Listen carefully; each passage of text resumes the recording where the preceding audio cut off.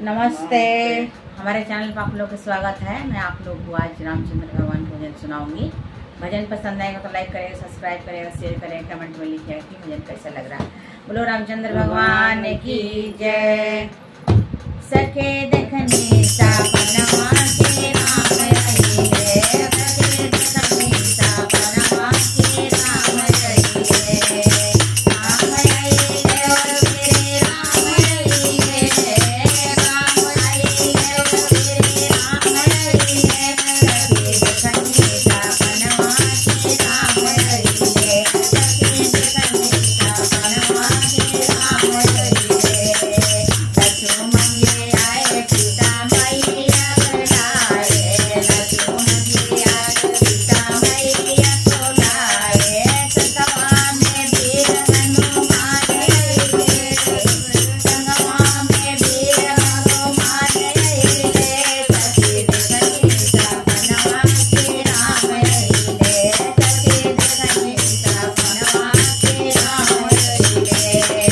राम जी के हथवा में तोगे धनुहिया, राम जी के हथवा में तोगे धनुहिया, गोरे बदन लक्ष्मण भैया, गोरे बदन लक्ष्मण भैया, अरे भक्त मनवा के पूरा अरमान भइले, मनवा के पूरा अरमान भइले, सखे देखने सपनवा के राम रहिले, सखे देखने सपनवा के राम रहिले।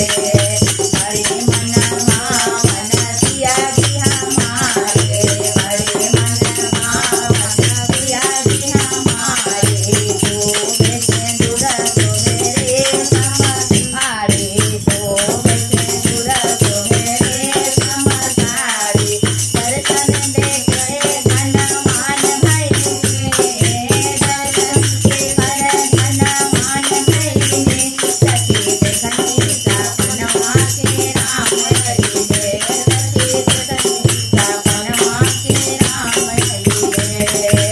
आरती में आरती करूँ मैं राम लला के, आरती करूँ मैं राम लला के, सोने के थाली में दीप जलाके, सोने के थाली में दीप जलाके, फुलवा चढ़ा के निहाल भइनी, फुलवा चढ़ा के निहाल भइनी, सखे देखने सपनवा के राम रहिले, सखे देखने सपनवा के राम रहिले, सखे देखने सपनवा के राम रहिले।